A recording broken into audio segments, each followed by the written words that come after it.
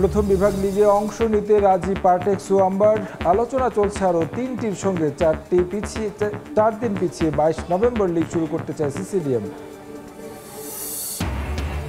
আবারও পেছালো বিপিএল এর নিলাম। হোটেল রিজার্ভেশন জটিলতায় প্লেয়ার অকশন 23 নভেম্বর কমানো হয়েছে দেশি ক্রিকেটার রেজিস্ট্রেশনের বাধ্যবাধকতা। ফিফা প্রীতি ম্যাচে মাঠে নামছে বাংলাদেশ। ভারত ম্যাচের আগে সর্বোচ্চ প্রস্তুতি নেয় লক্ষ্য লাল সবুজদের। হামজার বিপক্ষে খেলতে মুখিয়ে নেপাল। এবং বিশ্বকাপ বাছাই পর্বে রাতে আয়ারল্যান্ডের মুখোমুখি হবে পর্তুগাল। মূল পর্বে খেলার সমীকরণে টিকে থাকতে ইতালি খেলবে মলদোভার বিপক্ষে।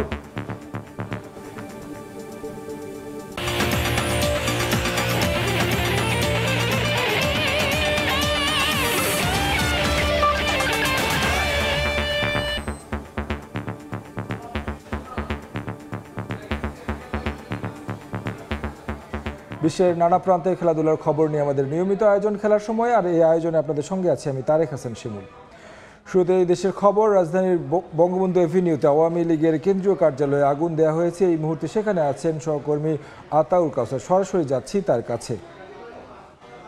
রাজধানী শহীদ আবরার ফাহাদ অ্যাভিনিউতে এখানে নিষিদ্ধ ঘোষিত সংগঠন আওয়ামী লীগের যে অফিস ছিল সেই অফিসের সামনে আজ সকাল থেকেই অবস্থান নিয়েছিলেন বাংলাদেশ ইসলামী ছাত্র শিবির ঢাকা মহানগর দক্ষিণের নেতৃবৃন্দ এবং কর্মীরা, এবং একই সাথে অবস্থান নিয়েছেন জুলাই যোদ্ধা সংসদ। তাদের প্রত্যেকের আজকের যে অবস্থান কর্মসূচি, সে অবস্থান কর্মসূচির অন্যতম যে কারণ সেটি হচ্ছে তারা অভিযোগ করছেন যে গত 3-4 দিন ধরে যে নৈরাজ্য চালিয়েছে নিষিদ্ধ ঘোষিত সংগঠন আওয়ামী লীগের কর্মীরা, যেভাবে বাসে আগুন দিয়েছে, যেভাবে ককটেল ফাটিয়েছে, এর মাধ্যমে যেভাবে নৈরাজ্য সৃষ্টি করেছে তাতে সংক্ষুব্ধ হয়েই তাদের আজ এই বিক্ষুব্ধ অবস্থান। তারা বিক্ষোভ প্রদর্শন করছেন, তারা বিক্ষোভ মিছিল করেছেন, এবং এই মুহূর্তে দেখতে পাচ্ছেন যে আওয়ামী লীগের যে পরিত্যক্ত অফিসটি রয়েছে সেই অফিসের উপরে 4র্থ তলার উপরে এক জায়গা থেকে আমরা ধোঁয়া উঠতে দেখতে পাচ্ছি।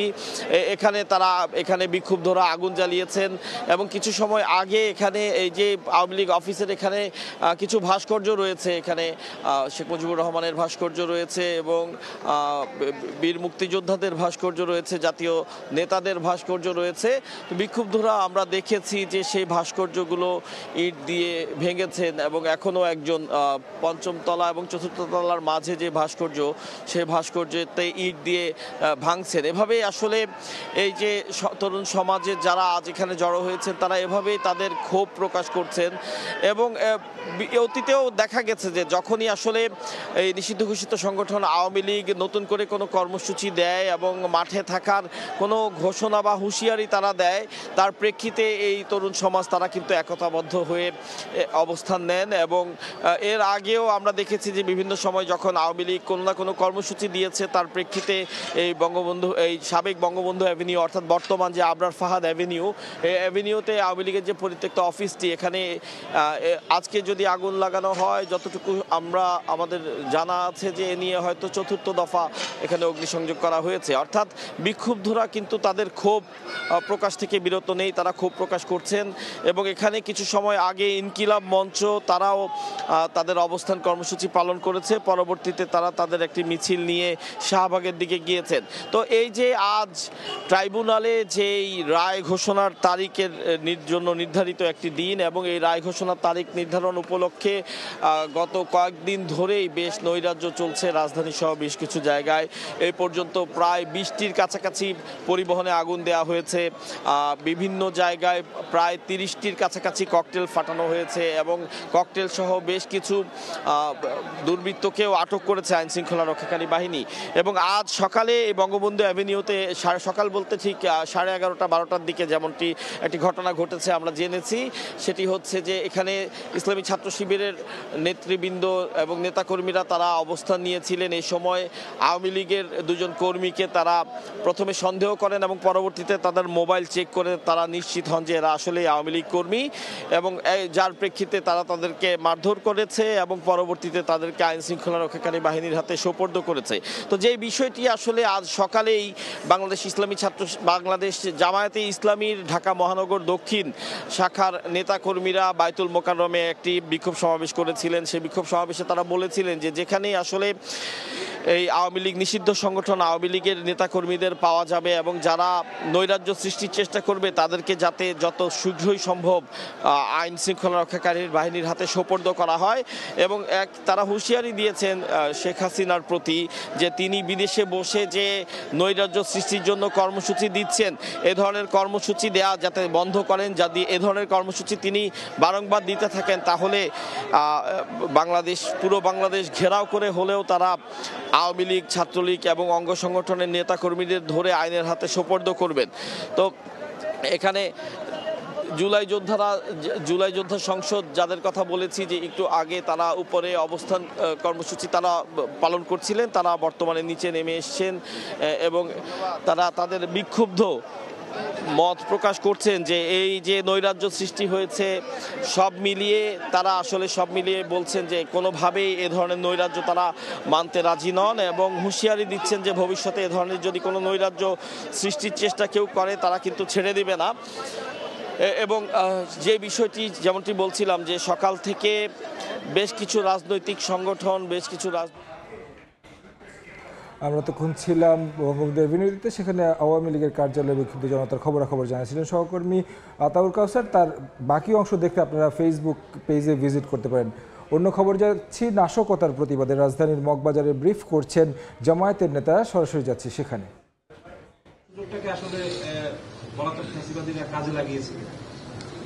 সেটা হতে পারে, সবসময় তো ষড়যন্ত্রকারীরা জাতির মধ্যে কোনো অনৈক্য বিভেদের সুযোগ পেলে এটা কাজে লাগাবার চেষ্টা করে থাকে। তা আমরা মনে করি যে বিএনপি, তাদেরকেও আমরা দেশপ্রেমিক রাজনৈতিক দল মনে করি, তারাও ফ্যাসিবাদ সংগ্রামে আমাদের সহযোদ্ধা। এই সংকটকে এমন জায়গায় তারা নিয়ে যাবেন না। আমরা একটা পরমত সহিষ্ণুতা এবং জাতির মৌলিক ইস্যুতে একটা জাতীয় ঐক্যের পরিবেশ তৈরি করে নাশকতাকারীদের অবশিষ্ট চক্রান্তটা আমরা নিঃশেষ করে দিতে পারি। এটি অবাধ নিরপেক্ষ নির্বাচনের পরিবেশে একটা ঐক্যমত গড়ে তোলে। সেজন্য আমাদের বর্তমান অন্তর্বর্তী সরকারও যেমন সব রাজনৈতিক দলকে আহ্বান জানিয়েছে, আমাদের জামাত ইসলামীর পক্ষ থেকেও, আমাদের নেতৃত্বের পক্ষ থেকেও বিএনপি সহ সবার প্রতি এই আহ্বান জানানো হয়েছিল এবং আমাদের 8 দলের শীর্ষ নেতৃবৃন্দ কিন্তু একই আহ্বান জানিয়েছেন। আমরা সব সময় জামাত ইসলামী সহ 8 দল উদারভাবে সব দলের মধ্যে আলোচনার ভিত্তিতে এই সংকট নিরসনের পক্ষপাতী, আমরা সেজন্য প্রস্তুত আছি। আজকে শুধু এই যে নাশকতা ছিল প্রতিরোধ করতে সরকার আর জামাত ইসলাম সহ 8 দলকে দেখা গেছে। বাংলাদেশে তো ফেসিবাদ বিরোধী বা বিরোধী বলে যে আপনারা করছেন 30টি রাজনৈতিক দল, কিন্তু সেই সব দলকে আমরা দেখলাম। প্রথম হচ্ছে কেন আমরা তাদেরকে দেখতে পেলাম না, কারণ আপনারা একসাথে এই ফেসিবাদের বিরুদ্ধে আন্দোলন করছেন। কেন আপনাদের মধ্যে আজকে অন্তত ফেসিবাদকে কেন্দ্র করে ঐক্যমত দেখা গেল না? একটা বিষয় হচ্ছে অবশেষে শেখ হাসিনার মামলার রায় ঘোষণার একটা তারিখ নির্ধারণ হচ্ছে, এটিকে ঠেকানোর জন্য মূলত আজকে লকডাউন। এই রায় ঘোষণাটাকে আপনারা কিভাবে দেখছেন? প্রথম কথার জবাবটা দিই, আমরা বলবো না যে রাজপথে সবাই ছিল না, অনেক দলই কিন্তু ছিল। বিএনপিকেও আমরা দেখেছি বিভিন্ন জায়গায় তারা অবস্থান নিয়েছে, মিছিল করেছে। আমরা রাজনৈতিক দল হিসেবে 8 দল, ছাত্র সংগঠন সবাই ছিল। তবে 30-31 দলের সব দলের সাংগঠনিক শক্তি অবস্থান তো একই রকম নয়। অনেকের অবস্থান তৎপরতা হয়তো দৃশ্যমান হয়নি। তা আমরা বিশ্বাস করি যে এই ফ্যাসিস্টদের অপতৎপরতার বিরুদ্ধে সবাই কম বেশি রাজপথে ছিল। আমরা এটির সুধারণা আমরা তাদের ব্যাপারে রাখি। নেক্সট হচ্ছে যে রায়ের যে তারিখ ঘোষণা হয়েছে, আমরা এটাকে ওয়েলকাম করি। এটা জনগণের দাবি ছিল, এটা গণ আকাঙ্ক্ষা ছিল। 24 জুলাই অভ্যুত্থানের এই ঐতিহাসিক রাজনৈতিক পরিবর্তনের পেছনে যে সমস্ত বীর এশিয়ান কাপ বাছাই পর্বে ভারতের বিপক্ষে বিগ ম্যাচের আগে নেপালের বিপক্ষে নিজেদের ঝালিয়ে নেওয়ার মিশন বাংলাদেশের দলের। নেপালের বিপক্ষে সবশেষ ম্যাচে ড্র করলেও এবার ঘরের মাঠে জয়ের প্রত্যাশা কোচ হাভিয়ার কাবরেরার। এদিকে বাংলাদেশের ইতিহাসে সবচেয়ে শক্তিশালী দলকে সমীহ করছে নেপাল। হামজার বিপক্ষে খেলতে মুখিয়ে অধিনায়ক কিরণ লিম্বু। জাতীয় স্টেডিয়ামে নেপালের বিপক্ষে ম্যাচ শুরু রাত 8টায়। ঠিক 5 বছর আগের একই দিন এই একই ভেন্যু। ভাগ্য তখন সহায় ছিল বাংলাদেশ দলের। এই ঢাকা স্টেডিয়ামে যে শেষবারের মতো নেপালের বিপক্ষে জয়ের হাসি হেসেছিল লাল সবুজ বাহিনী, এবার সেই ভেন্যুতে আবারও নেপাল মিশন হাভিয়ার কাবরেরার দলের। গেল 31 অক্টোবর থেকে ক্যাম্প শুরু করলেও পুরো দল নিয়ে অনুশীলনের সুযোগ পেলেন মাত্র একদিন। হিমালয়ের দেশটির বিপক্ষে ম্যাচে ইনজুরির কারণে পাওয়া যাবে না শেখ মুরসালিনকে। জাতীয় দলের জার্সিতে অভিষেকের অপেক্ষায় আছে কিউবা মিচেল, মোরশেদ। প্রস্তুতি ভালো হয় নেপালের বিপক্ষে জিতে ভারত ম্যাচের প্রস্তুতি ভালোভাবে ঝালিয়ে নিতে চায় লাল সবুজ। দল বেশ ভালোভাবে প্রস্তুতি নিয়েছে। শেষ পর্যন্ত দলের সবাইকে ক্যাম্পে একসাথে পেয়েছি। সমিত যোগ দিয়েছে। চূড়ান্ত পর্যায়ের প্রস্তুতির জন্য আমরা কয়েকটা ভালো সেশন পেয়েছি। জয়ের মানসিকতা থাকতে হবে। প্রস্তুতির জন্য হামজা তুলনামূলকভাবে বেশি সময় পেয়েছে। সমিত কয়েকদিন আগে ম্যাচ খেলেছে এবং লম্বা ভ্রমণ করে এসেছে। ম্যাচের আগ পর্যন্ত অপেক্ষা করতে চাই। এদিকে বর্তমান বাংলাদেশ দলকে সমীহ করছে নেপাল। হামজা সমিতদের বিপক্ষে খেলতে মুখিয়ে অধিনায়ক কিরণ লিম্বু। নেপালের 8 জন ফুটবলার বিপিএল এ খেলায় বাংলাদেশ নিয়ে ভালোই ধারণা আছে তাদের। হামজা অসাধারণ ফুটবলার, তার বিপক্ষে খেলতে পারাও অনেক আনন্দের। প্রতিপক্ষ হলেও হামজার বিপক্ষে খেলতে শুধু আমি নই, পুরো নেপাল মুখিয়ে আছে। সাম্প্রতিক সময়ে বাংলাদেশের বিপক্ষে ম্যাচ মানেই বাড়তি উত্তেজনার। বাংলাদেশের খেলোয়াড়দের বিপক্ষে খেলার অভিজ্ঞতা থাকায় এই ম্যাচ নিয়ে আমরা নির্ভর। দু দলের মুখোমুখি 25 বারের দেখায় 13 জয় নিয়ে পাল্লাটা বাংলাদেশের ভারী হলেও শেষ 4 ম্যাচে অপরাজিত নেপাল। ঘরের মাঠে এবার জয়ের লক্ষ্যে মুখিয়ে লাল সবুজ। তাজিন খন্দকার, সময় সংবাদ, ঢাকা। হকি বিশ্বকাপের কোয়ালিফায়ারে প্লে অফ সিরিজের প্রথম ম্যাচে পাকিস্তানের বিপক্ষে মাঠে নামবে বাংলাদেশ। মৌলানা ভাসানী স্টেডিয়ামে ম্যাচ শুরু আজ দুপুর 2টায়। 3 ম্যাচ সিরিজ খেলতে এর আগে বাংলাদেশে এসে গণমাধ্যম এড়িয়ে চলছে পাকিস্তান দল। শক্তির বিচারে প্রতিপক্ষ এগিয়ে থাকলেও এই ম্যাচ নিয়ে আত্মবিশ্বাসী লাল সবুজরা। এই 3 ম্যাচ থেকে হারানোর কিছুই নেই বাংলাদেশের, তাই জয়ের লক্ষ্যেই মাঠে নামবে রেজাউল করিম বাবুরা। জাতীয় দলে নিয়মিত খেলছেন অনূর্ধ্ব 21 দলের 8 খেলোয়াড়। যুবারা বিশ্বকাপে কোয়ালিফাই করায় বাড়তি অনুপ্রেরণা নিয়ে মাঠে নামবে বাংলাদেশ। বাস্তবতাটা সবাই জানি যে পাকিস্তান আমাদের চেয়ে বেটার টিম। তো এর আগেও আমি বলেছি এখানে আমাদের হারানোর কিছু নেই, তবে আমরা যদি নিজেদের সাধ্যমতো চেষ্টা করতে পারি তাহলে পাওয়ার অনেক কিছু আছে। সাম্প্রতিক সময়ে পাকিস্তান বেশ কয়েকটি আন্তর্জাতিক ম্যাচ খেলেছে। তাদেরকে চ্যালেঞ্জ জানাতে আমরা প্রস্তুত। এই দলে অনূর্ধ্ব 21 দলের 8 জন খেলোয়াড় আছে যারা সামনে যুব বিশ্বকাপ খেলবে। এটা অবশ্যই দলের জন্য খুবই ভালো দিক। ছোটরা পারলে বড়রা কেন পারবে না বিশ্বকাপ খেলতে। আবারও পেছালো বিপিএল এর নিলাম। অকশনের তারিখ নির্ধারণ করা হয়েছে 23 নভেম্বর। জানা গেছে 5 তারকা হোটেলের রিজার্ভেশন জটিলতায় 2 দিন পেছাতে বাধ্য হয়েছে ক্রিকেট বোর্ড। বিধিমালায় এসেছে কিছু পরিবর্তন। নিলাম থেকে কমপক্ষে 11 জন দেশি ক্রিকেটার নিতে হবে প্রতিটি দলকে। রেজিস্ট্রেশন করা যাবে সর্বোচ্চ 15 জন লোকাল প্লেয়ারকে। এদিকে রাজশাহীতে ভেন্যু হিসেবে চূড়ান্ত করতে আশাবাদী বিসিবি। শিগগিরই স্টেডিয়ামের সমস্ত ফ্যাসিলিটিস নিশ্চিত করবে এনএসসি প্রত্যাশা।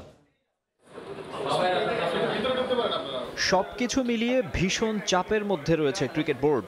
নারী ক্রিকেট নিয়ে অভিযোগের পাহাড়। জাহানারা, রুমানা, রেশমাদের ব্ল্যাকলিস্টে নাম রয়েছে বর্তমান বোর্ডের একাধিক কর্মকর্তার। আবার পরিচালক আসিফ আকবরের মন্তব্যে ফুঁসছেন ফুটবল সংশ্লিষ্টরা। এসবের মাঝেই চলছে বিপিএল নিয়ে কার্যক্রম। চারপাশের চাপে চিড়ে চ্যাপ্টা বিসিবি আবারও পিছিয়েছে বিপিএল নিলামের দিন।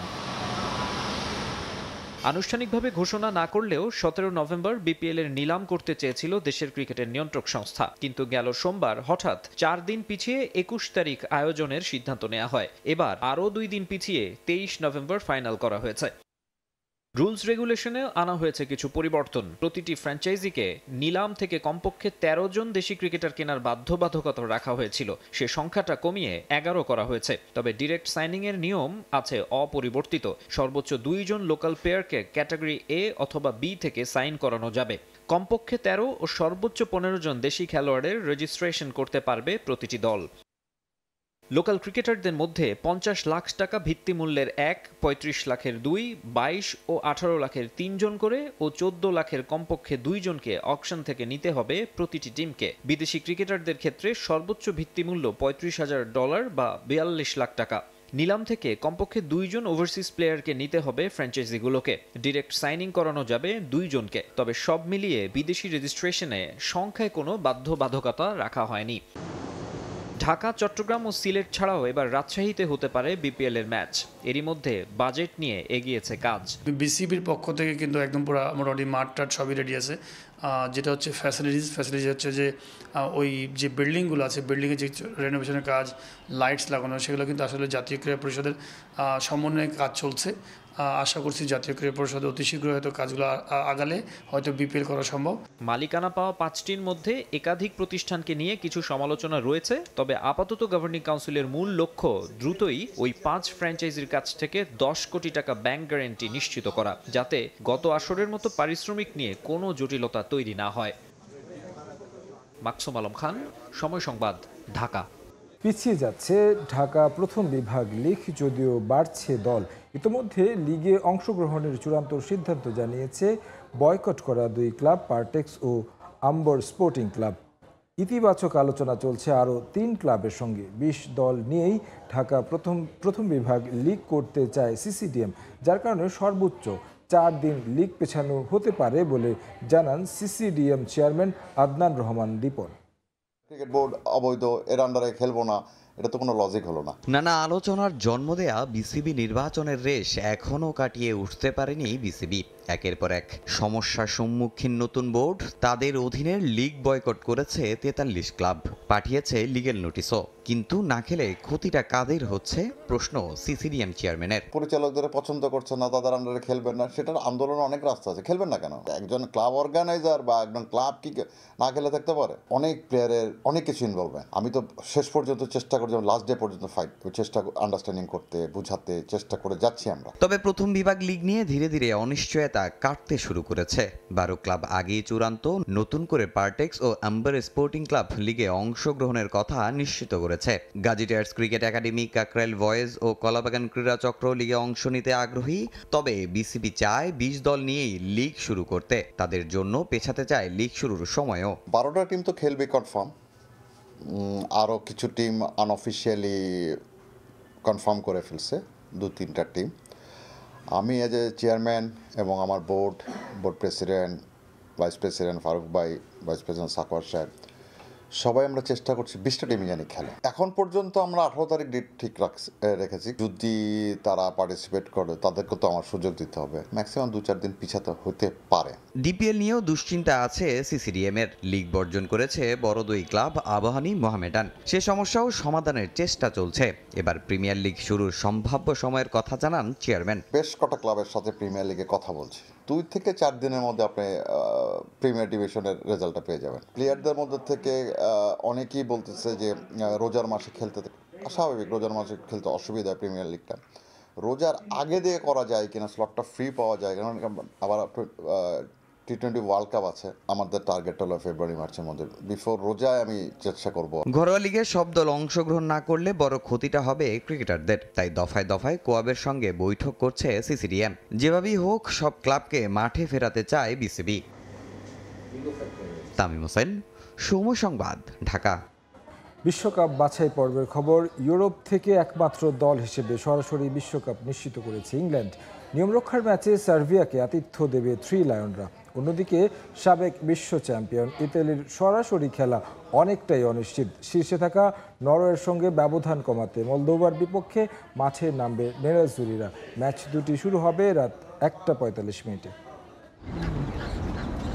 ইউরোপের সবচেয়ে সুখী দল বলতে হবে ইংল্যান্ডকে, অন্তত বিশ্বকাপের বাছাই পর্বের বিবেচনায়, কারণ একমাত্র 3 লায়নরাই নিশ্চিন্তে বিশ্বকাপের মূল পর্বে জায়গা করে নিয়েছে। বাকিদের তাকিয়ে থাকতে হচ্ছে সামনের ম্যাচগুলোতে। বিশ্বকাপের মূল পর্ব নিশ্চিত হওয়ায় থমাস টুখেল নিশ্চিন্তে এখন দলটা বাজিয়ে দেখতে পারছেন। সেই লক্ষ্যেই সার্বিয়াকে আতিথ্য দিবে ইংল্যান্ড। ঘরের মাঠ কিংবা অতীত পরিসংখ্যান সব দিক থেকে এগিয়ে আছে বেলিংহ্যামরা, তাই এই ম্যাচে সাইড বেঞ্চ বাজিয়ে দেখার সুযোগ পাচ্ছেন টুখেল।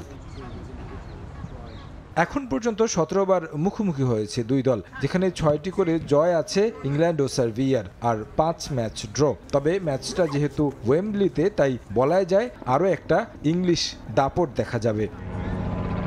দারুণ ছন্দে আছেন অধিনায়ক হ্যারি কেইন। বুন্দেসলিগায় বায়ার্ন মিউনিখের হয়ে নিয়মিত পাচ্ছেন গোলের দেখা। তাছাড়া জুড বেলিংহাম, রাশফোর্ড, সাকা, রাইসরা আছেন ফর্মে। তাই জয় পাওয়াটা কঠিন হওয়ার কথা নয় ইংল্যান্ডের। অন্যদিকে সার্বিয়াও চাইবে পূর্ণ পয়েন্ট পেতে, কারণ তারা আছে টেবিলের 3 নম্বরে, 1 পয়েন্ট বেশি নিয়ে আলবেনিয়া আছে 2-এ। কোয়ালিফায়ার পথে এগিয়ে যেতে জয় ভিন্ন উপায় নেই সার্বিয়ানদের জন্য।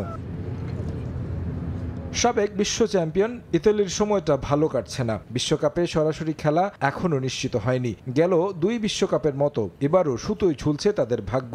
আই গ্রুপে পয়েন্ট টেবিলের শীর্ষ অবস্থান নরওয়ের, তাদের পয়েন্ট 18, আর দ্বিতীয় স্থানে থাকা ইতালির পয়েন্ট 15।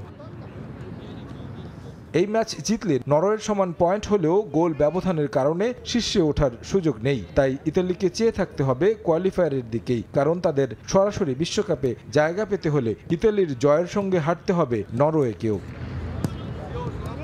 জিয়ানলুইজি ডোনারুমা যথারীতি থাকবেন গোল পোস্টের দায়িত্বে। তাছাড়া রেতেগুই, টোনালি, লোকাতেল্লি, আর্সোলিনিদের দিতে হবে সেরাটা। এখন পর্যন্ত 2 দল মুখোমুখি হয়েছে 4 ম্যাচে, যার সবগুলোতেই জিতেছে নেরাজ্জুরিরা। তারেক হাসান শিমুল, সময় সংবাদ। খেলার সময়ের শীর্ষ সংবাদগুলো জানিয়ে দিচ্ছে আরেকবার। প্রথম বিভাগ লিগে অংশ নিতে রাজি পার্টেক্স ও আম্বার। আলোচনা চলছে আরও 3টির সঙ্গে। 4 দিন পিছিয়ে 22 নভেম্বর লিগ শুরু করতে চায় সিসিডিএম। এবং ফিফা প্রীতি ম্যাচে মাঠে নামছে বাংলাদেশ। ভারত ম্যাচের আগে সর্বোচ্চ প্রস্তুতি নেয় লক্ষ্য লাল সবুজদের। হামজার বিপক্ষে খেলতে মুখিয়ে আছে নেপাল।